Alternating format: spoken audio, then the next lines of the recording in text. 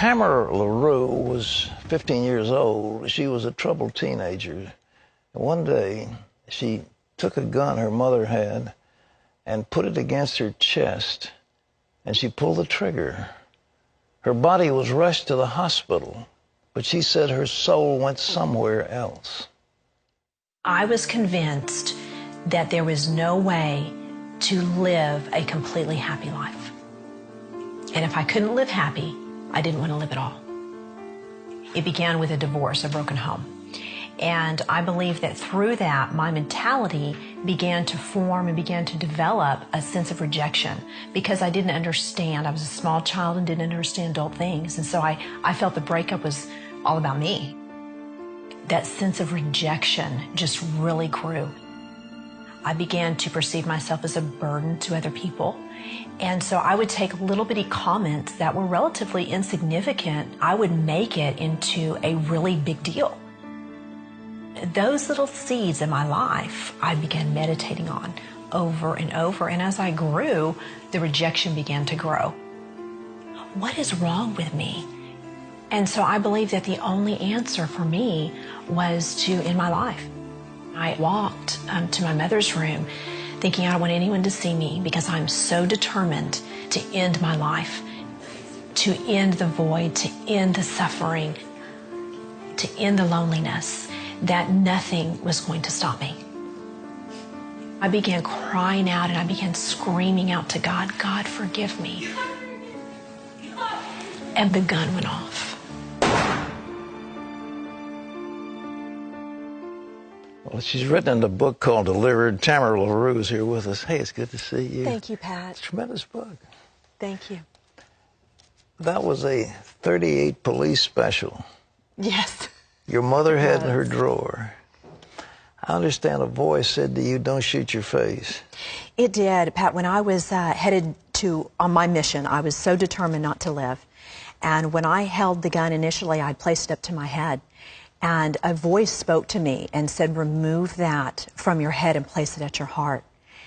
And I argued with this voice, and I said, no, because I am going to complete this mission that I have started with.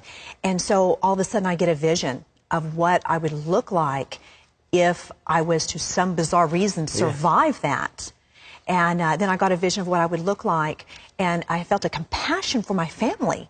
And so I listened to the voice, and I removed the gun from my head, and I placed it down at my heart. You pointed to your chest. You had it straight going down this way into your heart. I did. I knew where my heart was, and so I took the gun, and I aimed it directly for my heart because I was not going to miss.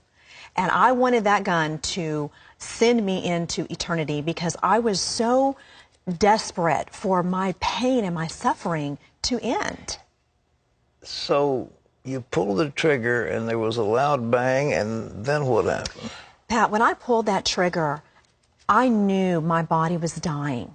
I felt the blood rushing through my lungs. Death gripped my body. I became blind. I became deaf. And as my soul left my body, I began traveling faster than the speed of light. And I began falling and falling and falling. And all of a sudden, this explosion happened on the inside of me.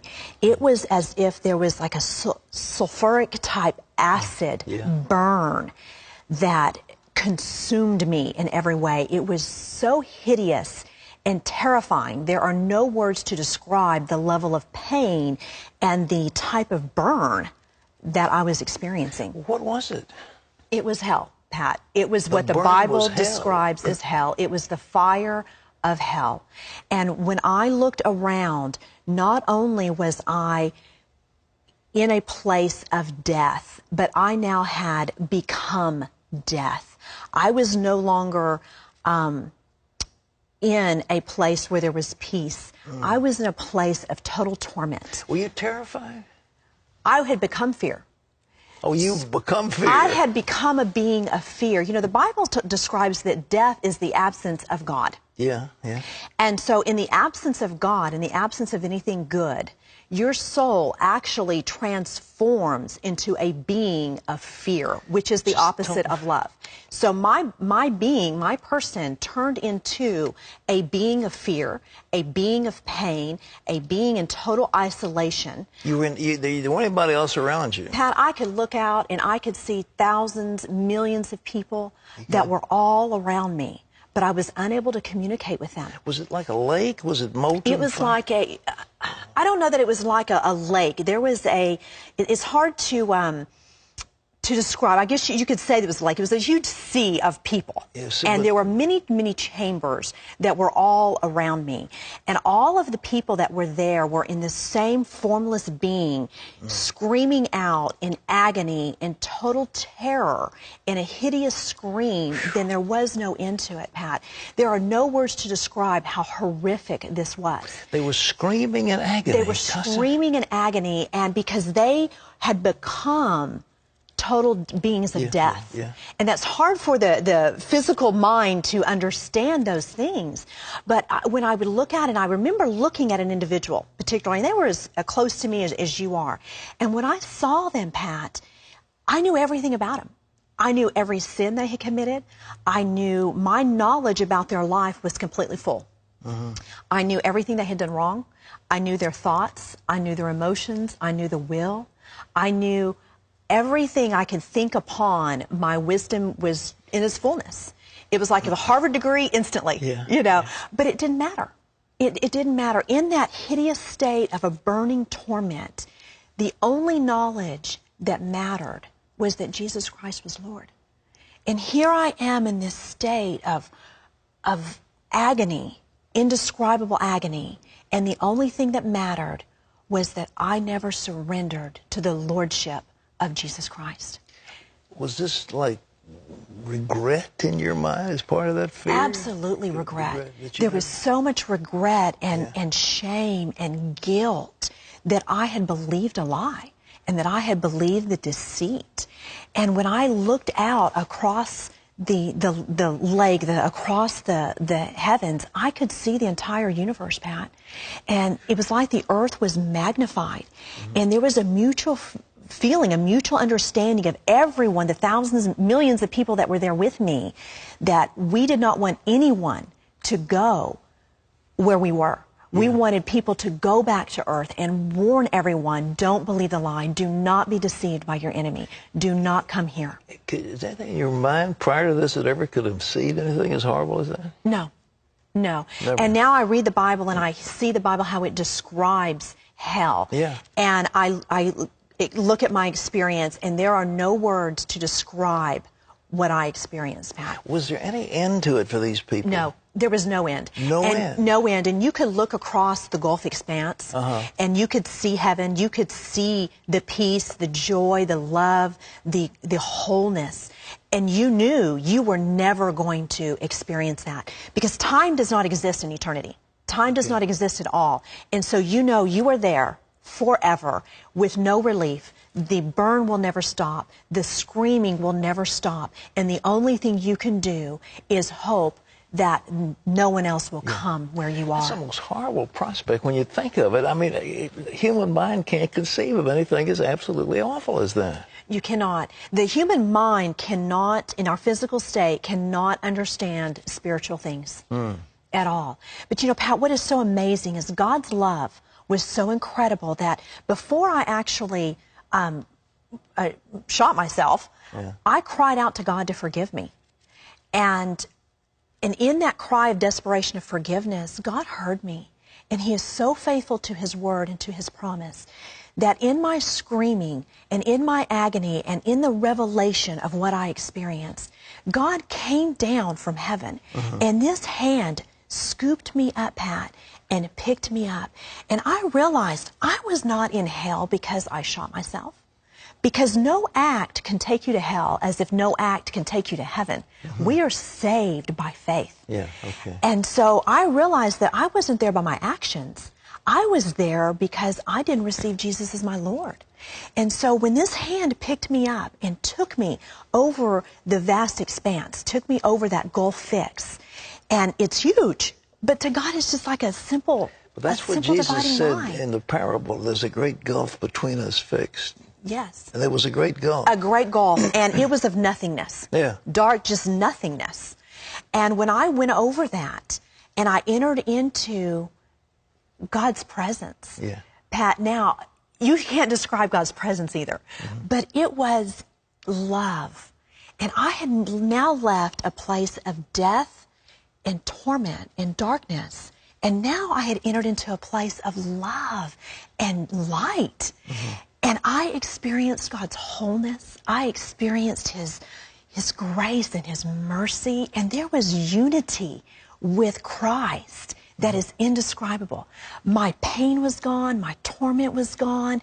And I was in this presence of total wholeness. And you could see the lights, the beauty of the stones and the lights reflecting in heaven. And the very sight of them was rejuvenating and just energizing. And they it was were communicating magnificent. with each other. The people were talking. Oh yes, they walking were all communicating. However, I was restricted.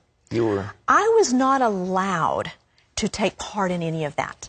Although I knew that was going on and although I saw those things, I was not allowed to take part of that or to see many things in detail. There was many things understood, and the knowledge was free and wisdom was free. And so as I traveled over the heavens and I was cleansed of my sin, and I came back, and you know, there are, in the spiritual world, you're not confined to the restrictions of the physical world.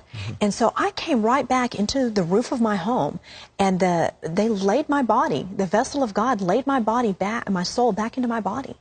And when He did that, I instantly could see and hear again. And I knew at that moment that I was surrendering to the Lordship of Jesus Christ. And I knew that whatever I was facing, the stigma of suicide, the stigma of everything that I had to face, was going to be okay. Would you come back in? Was it an operating room? You came back into your home? No, I came back into my home. You did? I came back into my home because when I had gone in there, I was isolated. Nobody knew that I had gone in there alone. So I don't know how long exactly I was out of my body. But when I had come back, that was when I had called for my mother to come and help me. And that was when she called the ambulance. But when the ambulance got there, they even asked my mom, are you going to even bother to take her to the emergency room? Because I was gray. I had the pallor of death on me. And they thought that I was fading into death. But what they didn't realize is I had already been dead and had just come back. And so within a matter of a few hours, Pat, I had gone from, are you going to bother to take her to the hospital? They did their work on me in the emergency room. Then they took me into ICU. And by the time they got me to ICU, they're like, there's nothing wrong with her. And they put me into a regular room. My recovery was just miraculous. Well, did you hit the heart? I mean, did your bullet hit the heart? I missed my heart by less than 1/4 of an inch. And I understand with a .38 caliber gun that should have just shattered my heart completely.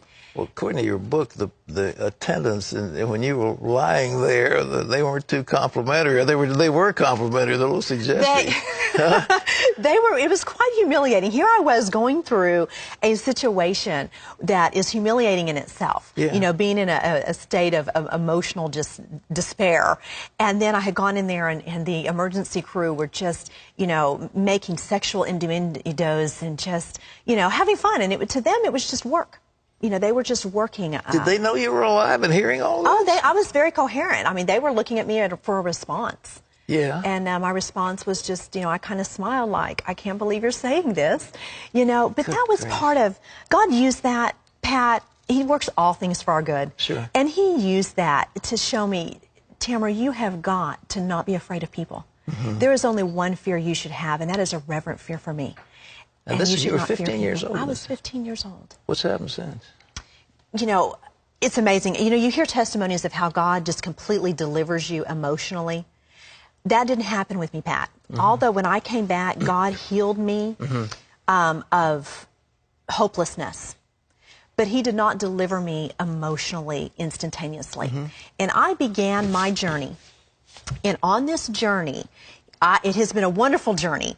God has begun to teach me how to take the promises of His Word and apply them to my mind and apply them to my emotions. So God has, through a process, completely delivered me and made me whole, where I am no longer emotionally distressed or depressed or sad or lonely or rejected. Do other people buy this when you tell them? What's your family, your parents, what do they think? Did you tell them where you'd been? You know, initially I did not tell them, Pat, because it scared me. Yeah. And I know that the stigma when people commit suicide, it's, you know, you're wanting attention and we're going to, okay, you know, and I didn't want people to think that I wanted attention. I wanted people to know what I had to say was the truth, because I was so afraid of what people thought about me. I didn't tell anybody. For 2 years, I kept this secret to myself. And when I was ready to come and tell people, when I became saved, I started going to church, I started studying God's Word, I started on my journey of learning how to become free and how to apply the cross to my life. Yeah. But I made a lot of mistakes. And I would still fall back and I would drink and I would party with my friends because I needed these friends, I thought. Okay. And God showed me different. And so when I came out and began to tell my story, people were like, okay, if you're really telling the truth, then why did you go back and do these things? And it's a perfect opportunity for me to tell them, when our soul is in our body, we are in a war for our soul. Right. And I am having to learn how to crucify my flesh and live after the Spirit of God. And I have gone on that journey. And so now, Pat, people, when I share my testimony, we see people saved and delivered and restored and made whole. And that same love that God has given me, I'm seeing Him manifest in the lives of others. And it's just amazing. Tamara, this book is tremendous. Ladies and gentlemen, it's called Delivered. Tamara Laroux, what a story. And that journey from heaven, or hell to heaven, not heaven to hell, hell to heaven. Yes. Tamara, God bless you. This is great. Oh, thank you so much. God has been... We serve a mighty God. We do indeed. And, you know, Pat, I want to say one thing. If you are believing anything other than the gospel of Jesus Christ, you are believing a lie. Because the gospel is the truth. It is the only truth. You cannot add to it, nor can you take away from the gospel of Jesus. You've been there. And I've been there. Tamara, God bless you. Thank you so much. Tamara Laroux, ladies and gentlemen. A whole week, we're talking about life beyond the grave. People who've been there, they've seen it. Listen to what they say. We leave you with these words from John 14. Jesus said, I am the way, the truth, and the life. No one comes to the Father except through me. We'll see you tomorrow. Don't miss it. Bye-bye.